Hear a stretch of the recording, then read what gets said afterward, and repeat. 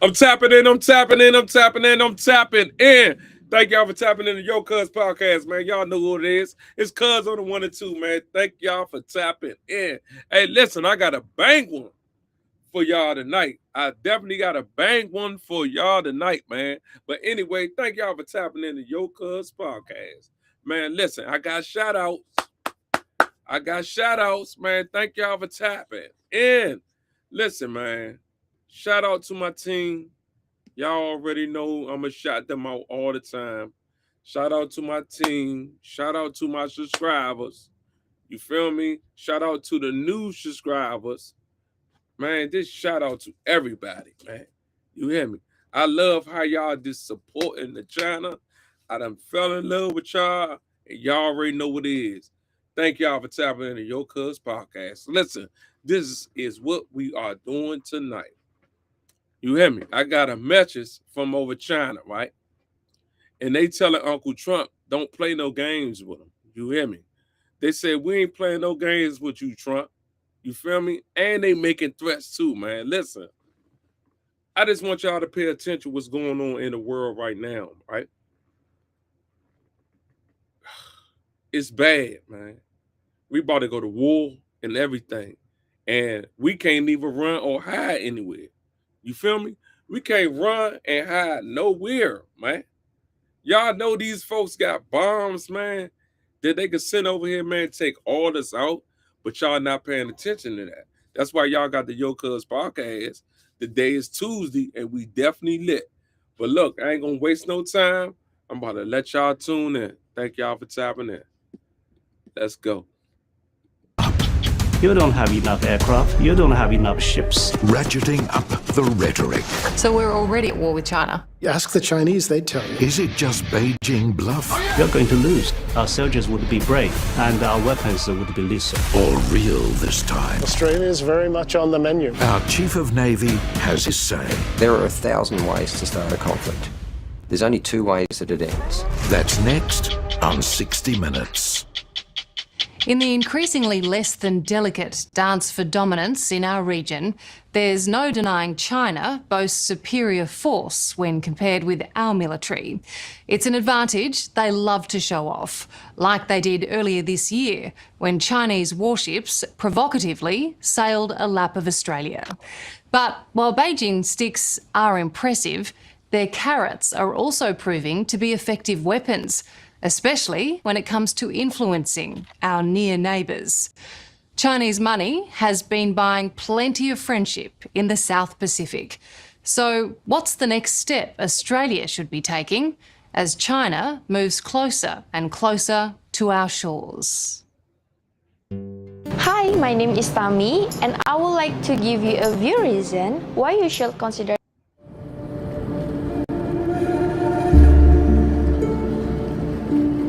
It's dawn off the coast of Western Australia. In the early sun, these waters are vast and peaceful, for now. But we're about to find out just how perilous our ocean border has become. As we join the crew of the mighty Australian warship HMAS Hobart on a submarine hunting exercise. It's a very difficult mission. Obviously not being able to see where the enemy is and what the enemy's doing makes that really complex. Training for you, right astern, thrust 20%. Commanding Officer Ali Withers is in charge of the ship, which carries 200-odd crew members and is armed to the hilt. GWS PWO, Mount 51, Burst 1, engage.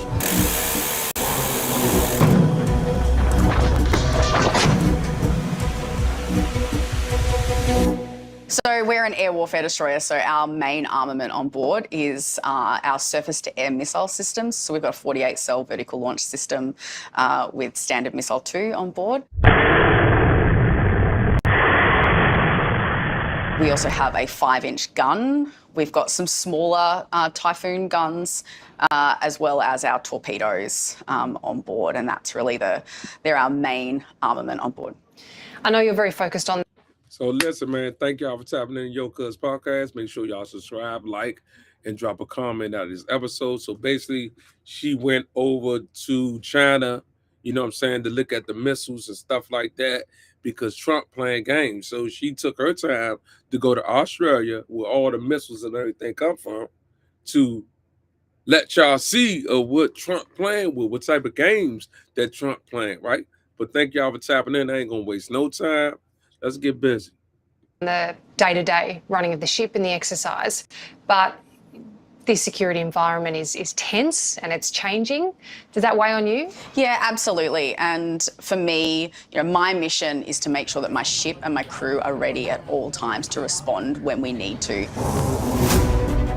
The Navy's readiness was tested in February when 3 Chinese warships sailed into these waters unannounced. It was a confronting sight, thought to be the furthest south the People's Liberation Army had ever ventured, stopping to conduct live fire drills in the Tasman Sea. The Chinese are signalling, they are practicing and rehearsing, and they are collecting. This is the first time we've seen a task group from the PLA Navy circumnavigate Australia. That is true. For all the speculation and hysteria at the time, there's one man who knows how it all played out. The Chief of the Royal Australian Navy. Vice Admiral Mark Hammond is under more pressure than ever before. They were here expressing to the world their capability as a blue water navy to deploy across the Indo-Pacific. So I think we will see more deployments like this. Tonight, for the first time, he's speaking publicly about what was reported as a total surprise to our military and authorities. But the Chief insists that wasn't the case. Were you caught off guard? No, we're aware of their approach through the Indonesian archipelago for some time. In fact, the Navy had been monitoring the Chinese ships, but once they crossed into international waters between New Zealand and Australia, our boats stopped following them. They did spend a little over 3 weeks in and around Australia's exclusive economic zone. They didn't spend a minute in our exclusive economic zone without one of our surface combatants monitoring their activities. Were they threatening us? There were no threatening interactions between our navies at all during that period. So why didn't they warn Australian authorities they were coming? Well, I don't think we always transmit our intent to deploy a ship to the South China Sea, for example. The Chief is understandably defensive and diplomatic, but there's no doubt the deployment exposed Australia's vulnerability. The Chinese have been very clear about what they intend to do. We just choose not to believe them. And Australia is very much on the menu. Retired US Marine Colonel Grant Newsham has strong views about China's visit. Grant spent decades heading up military intelligence in the Indo-Pacific and says Beijing is sending a clear message. Hey, y'all get no bullshit. They already know China don't play no games. You hear me? Like they look China like Australia is getting prepared for on China, Joe. Trump letting that shit go on, bro. But see, that shit ain't gonna do nothing but make it worse for us, man. I'm not lying, man, because China got that work, dog. China got that work. I ain't playing. Make sure y'all pay attention, man. We lit. Message to Australia. So they're telling Australia there's more coming. So this is a deliberate, aggressive show of force. Yes, this is a very well thought out, well planned move with consideration of the political effects. While sailing around Australia, the Chinese ships held live fire drills in international waters in the Tasman Sea. And that's where it got really humiliating for authorities. The only way you knew about this was because a Virgin pilot heard about it and called in. Correct. We had already ceased shadowing them at that point because they were more than 100 miles outside of our exclusive economic zone, well and truly into international waters. And navies generally don't follow other navies around in international waters. It's clear the incident has put our defence forces on high alert. But for Grant Newsham, it's too little, too late. And the Chinese conception of war is very different than ours. We look at it as a 100-meter race where you go up to the line and you shake loose and then someone shoots the gun off and then the race has begun. So we don't see ourselves at war. The Chinese do. And to them, the shooting part is the last step. But the rest of it is this political warfare, the economic warfare, the elite capture, the propaganda, the psychological warfare. So we're already at war with China? Very much. Ask the Chinese, they'd tell you. If he's right, it's clearly a very different type of battle. And make no mistake, Australia's flanks are exposed. As you'll see, China has already dug in. The West dropped the ball, and China picks up the loose ball.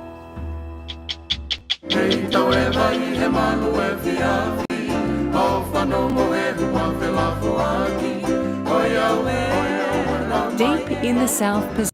So China and Australia is still beefing. But look how pretty it look over there, though. This looks so good, dog, over there, dog. But they beefing, bro.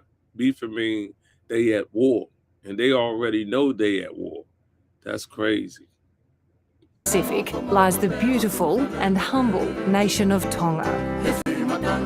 Made up of 170 islands and just over 100,000 people.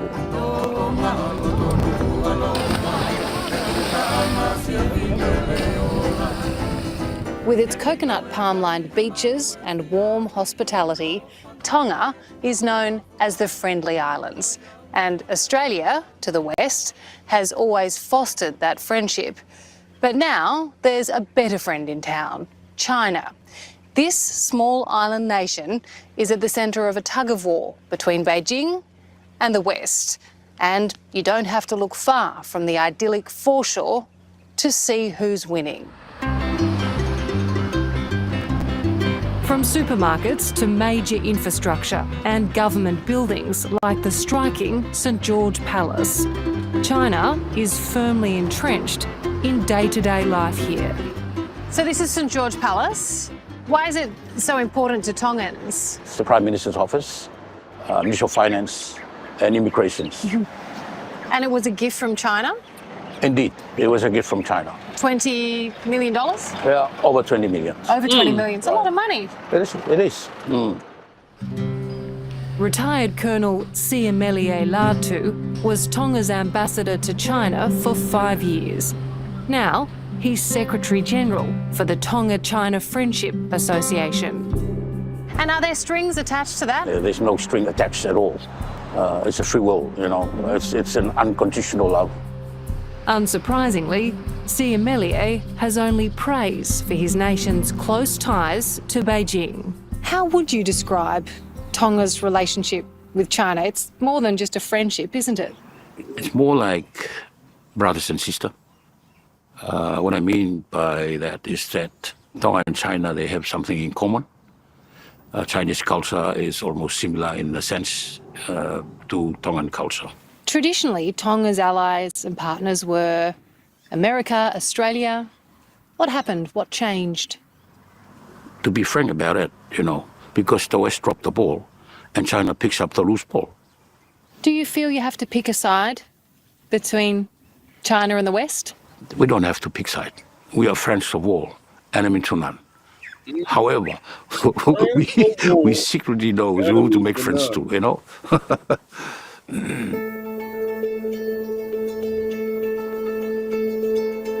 You can see the fruits of that friendship right across Tonga's capital, which is pitted with multi-million-dollar gifts or grants from China. Like the new $55 million sports complex where Tonga hopes to host international events. While just down the road, Chinese contractors are restoring the tombs of the nation's royal family, a revered job here, the last remaining monarchy in the Pacific.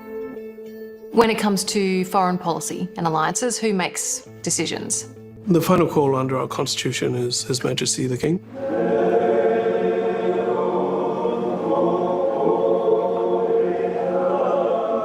Lord Whakawhenua is a member of the royal family and the Speaker of Tonga's Parliament. It's a role that requires considerable diplomacy, which is perhaps why he says Tonga must embrace both communist China and the West. How would you characterise Tonga's relationship with Australia? I would say our relationship is one similar to that on the football field. We have a friendly rivalry, but it's one based on mutual respect and understanding, and Australia has a pivotal role to play as a regional power in the Pacific, and they have always been there for us in Tonga.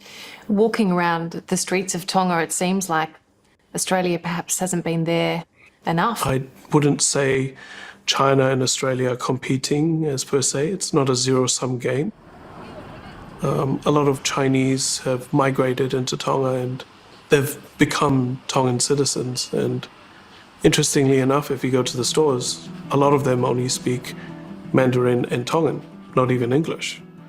And so we find that there's a lot of similarity between our two cultures.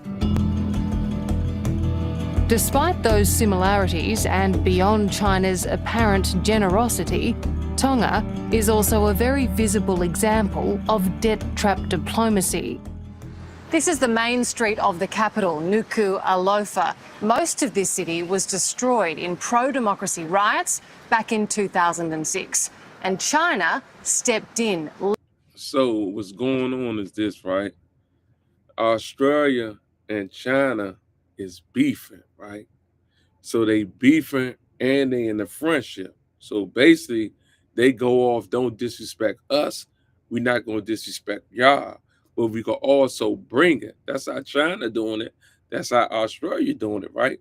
But being as though that China got all the money and Australia ain't got a lot of money, China is putting millions and billions of dollars in Australia, but Australia taking it in because they really ain't got a choice.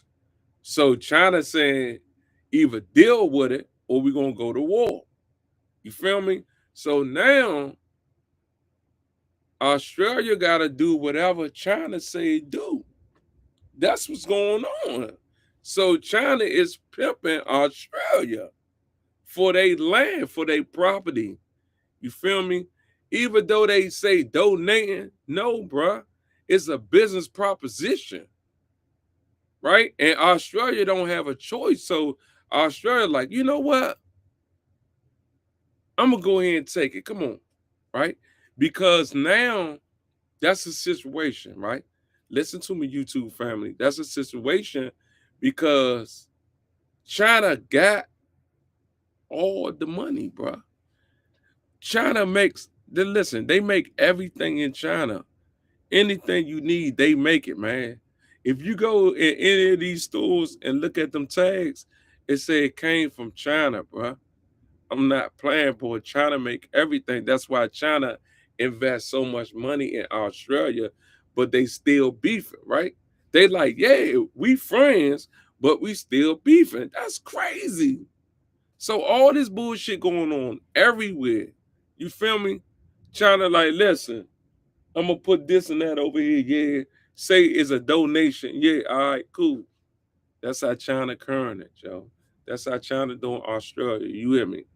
This is crazy. Pay attention. Lending Tonga the money to rebuild. It's now a $190 million debt. That's roughly a quarter of Tonga's GDP. The loan is due. Did you hear that? Australia owed them folks almost $2 billion, bruh. She just said that shit, bruh. I told you. China gonna run it up until China gonna take over the whole Australia. It's not a game. Y'all better listen. By 2030, but for this small developing country, it's proving almost impossible to pay back. Can Tonga ever repay that? The loan philosophy of China is something like that. If you loan from me 1,000, I said, okay, you pay me 100 a month. Then after 2 months, 3 months, can you come back? Can I delay paying my loan? Because my father has just died. Okay, delay for another 3 months. You're not worried about paying back this money? Well, we are worried. We have to pay. There's no way we can't do it, you know. We have to pay it and ask for delay for another couple of years, and then ask for another couple of years. And then the next request for delay. So basically, he's from China. You get what I'm saying? So how they do it in China and Australia, how they conduct business, they loan the money to Australia. You feel me? So they put them in debt because Australia like $190 billion in debt with China. You feel me? So that's what he breaking it down. You feel what I'm saying? So pay attention. I got it. I got y'all. YouTube family, I got y'all, man. Make sure y'all subscribe to that channel. Hey, then China might come and say, okay, pay the next year, and the rest is okay. Are there strings attached to China's money? No. There's no string attached. That's Chinese policy. But isn't Beijing buying the loyalty of the Tongan people, buying influence here? But they're not buying loyalty, you know. They treat people the same. Even big country or small country, they treat us all the same. But as Tonga delays paying off its debt, China's presence in the country is growing. How many of the shops and businesses are owned and run by China? I think about 80%. 80%? Damn! Or even bigger than that. Taisi Takao is a local district officer, equivalent to a mayor. He's watched with concern as Chinese shops have taken over his villages. So China is in every aspect of life and business here. They doing shops, construction, hardwares. They doing fishing. They harvesting our sea cucumbers.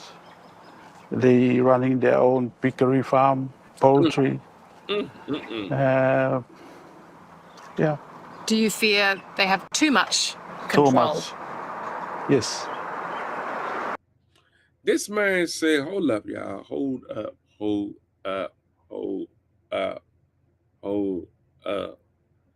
China done took over Australia. That man said China owned 80% of Australia, bro. Do y'all hear that? See, this is something that we ain't even know about. This is something that you ain't know about. This is something that I didn't even know about, dog. So China put Australia in debt over $200 billion. It was like 190, but you rounded it off 200, right? And put them folks in the debt. This man said, we can't make no money. This is what he's saying. They got a whole restaurant. You feel me? China building houses and stuff in that junk so they could get some money, man. Listen, man, they done put them folks in debt. $200 billion, man. That's crazy. Do you worry that China is taking over Tonga? Yes, You do? I do.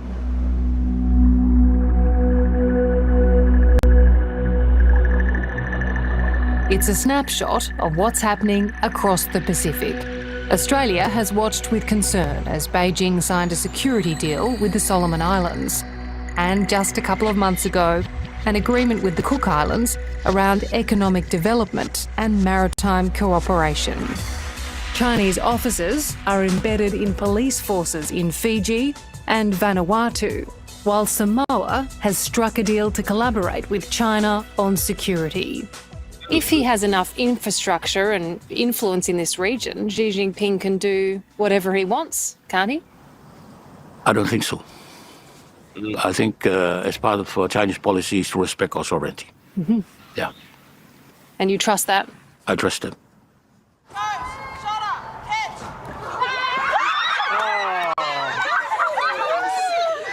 The Australian government doesn't share Siameli Latu's confidence and has been busy playing catch-up, increasing aid and budget support for Tonga to $85 million over the next 4 years.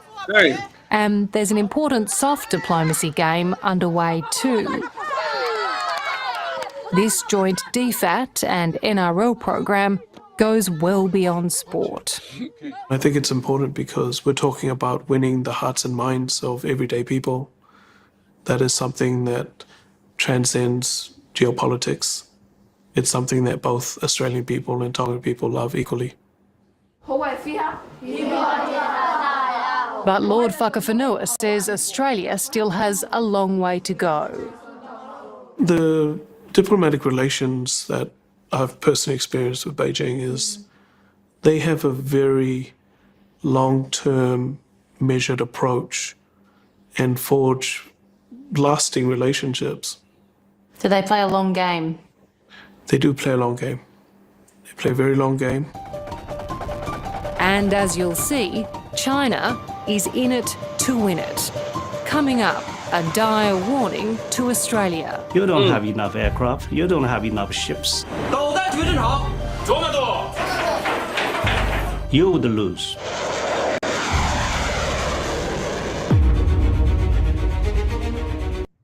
I've seen results within a few days of applying those recommendations. When it comes to China's military and strategic ambitions, few people have more knowledge and experience than former Colonel Zhou Bo. After more than 3 decades serving with China's People's Liberation Army, or PLA, Zhou Bo is eager to defend his nation's massive military build-up and acts of aggression in our region. China has undertaken the most rapid military expansion of any country since World War II. Can you understand why that is a threat to a country like Australia? No, I don't think I don't think you're right at all on this point, because I would argue in a different way that China's rise has been unprecedentedly peaceful. Actually, it's a miracle in human history. Why does China need the largest navy in the world if its intention is peace? China's intention is not a secret, because we have made it quite clear that we want to build a world-class military. Being strong doesn't mean that you have to be a hegemon.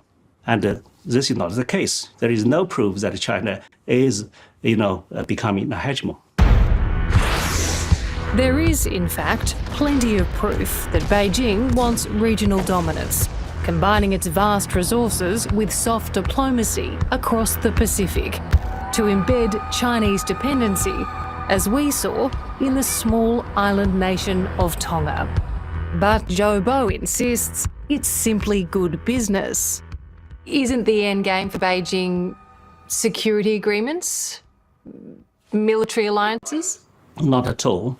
For example, with all these Chinese projects, China, of course, will become influential, right? Yeah, that is for sure. But that does not mean that you are going to establish a sphere influence. Then you would seek alliance. Then you would have allies. Then you behave like the United States. Yeah, and having allies all together sometimes sounds good, but actually it's a difficult job. Herding the cats is never easy. So why should China bother with establishing spheres of influence if it is already influential around the world? So China doesn't need those smaller allies? I don't think China needs any allies. It's been described as the most challenging strategic environment we've seen in about 80 years. Chief of the Royal Australian Navy, Vice Admiral Mark Hammond, is all too aware of the growing threat as China's Navy expands and intimidates. Do you think they're preparing for war? Governments don't invest billions of dollars into military capabilities for no reason at all. And the same is true of us. The Australian government has committed to doubling the size of our surface combatant force and transforming our submarine capability because our assessment of the strategic environment is that this is a worthwhile investment in the national interest. And alongside our allies and partners, our collective maritime capabilities need to be able to deliver what we call a deterrent effect. Is that another way of saying we're not quite up to scratch at the moment? So I would put it this way, Amelia. My job as the Chief of the Navy is to not rely upon a strategy of hope. My job is to be a pessimist and to try and see the world for what it is, not what I would wish it to be. So my reflex to that responsibility is to assume that things will get worse, not better, and to ensure that the Royal Australian Navy is prepared in all respects for any challenge which may come our way within the resources allocated. Brilliant. Straight inside?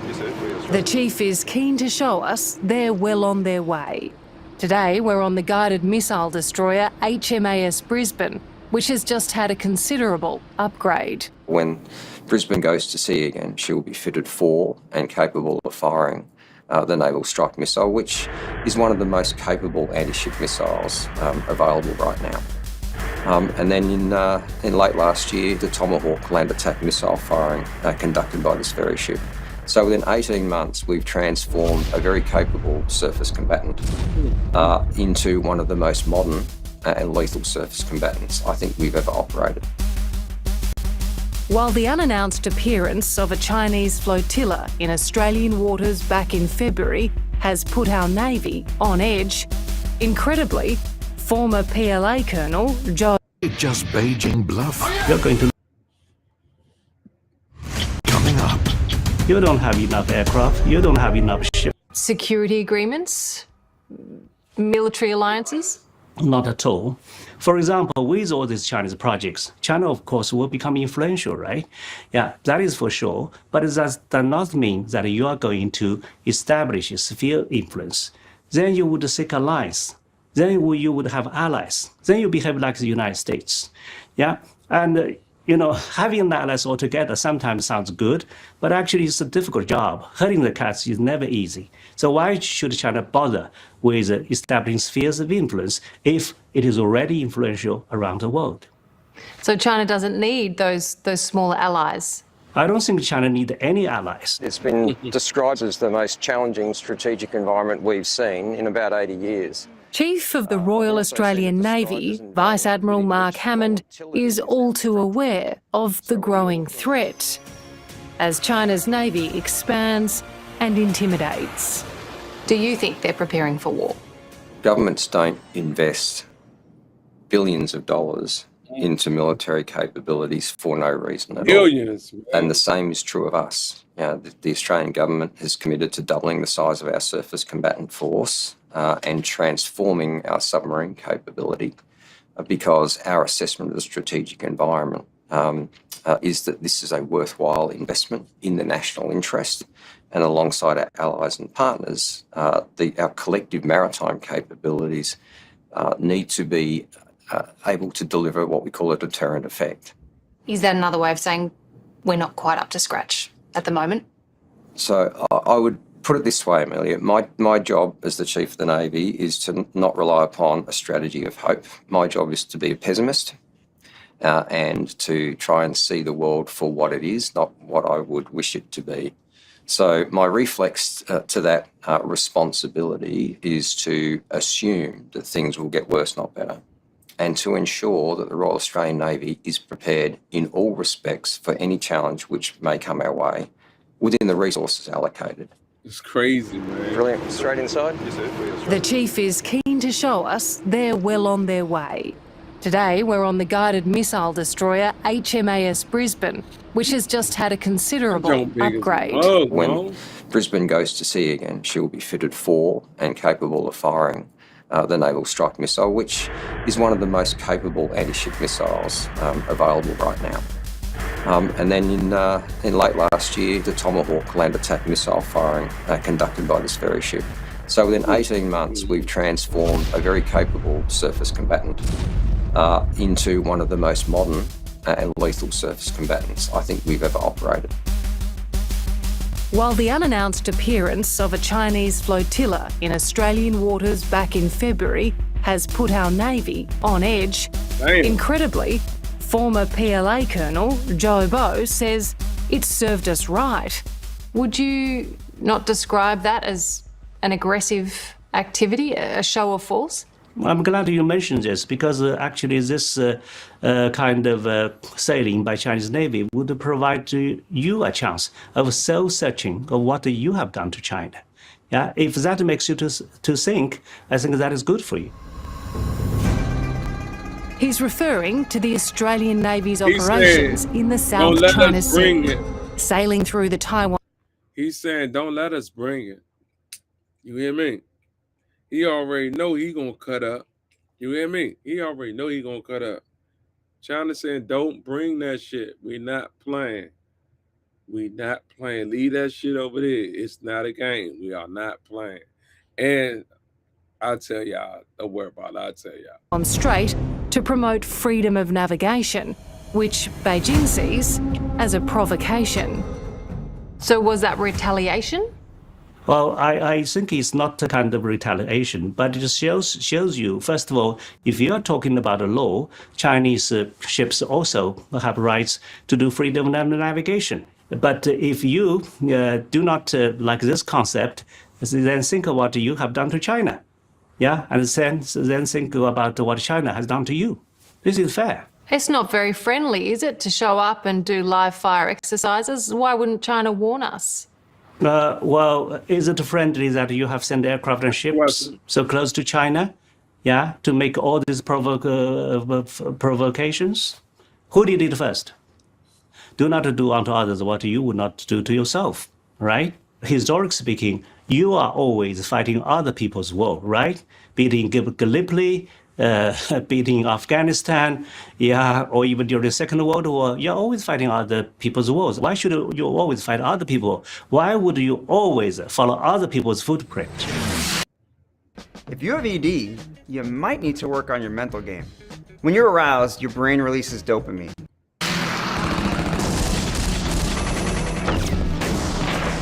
Australia has a proud history of defending democracy, and Vice Admiral Hammond says that's not about to change.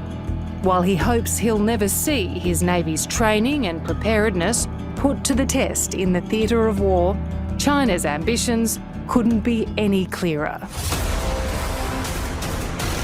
The PLA is now routinely rehearsing a blockade of the Taiwan Strait, practicing hitting key ports and energy infrastructure. I'm all in on diplomacy. I'm all in on deterrence. But I have to be all in on defence of our nation. And that begins with an assumption that despite everybody's best efforts, we find ourselves in a conflict. Okay, and there are 1,000 ways to start a conflict. There's only 2 ways that it ends. And they are, in my view, you lose the national willpower to continue the fight, or you lose the economic ability to continue the fight. Joe Bo claims that China only wants peace and prosperity, as long as it's on Beijing's terms. And should tensions in the Taiwan Strait lead to war, he has a grim warning for Australia. If that conflict that we've been discussing were to eventuate, who would win? You would lose, definitely. You don't have enough aircraft, you don't have enough ships, and our military is growing by leaps and bounds. And we are fighting our home turf, and we are determined to safeguard China's sovereignty. On that, you can imagine our soldiers would be brave, and our weapons would be lethal. Let's hope it doesn't come to that. Hopefully, yeah. Hello, I'm Amelia Adams. Thanks for watching 60 Minutes Australia. Listen, man, I'm tapping in. Listen, what y'all just watched, I never knew that, right? So let me break it down for y'all, right? You got Australia and you got China, right? Australia and China is fighting, right? So Australia asked China for a loan. The loan got up to close to 200 billion, right? So China done took over the whole Australia, right? Building apartment buildings, building high rises and everything, right? So the people in Australia is not making no money because they building restaurants and stuff like that in Australia. So China got Australia in debt. Well, man, make sure y'all pay attention. Make sure y'all go watch the episode. And thank y'all for tuning in to Yocuzpodcastt. I see you in a minute. Go.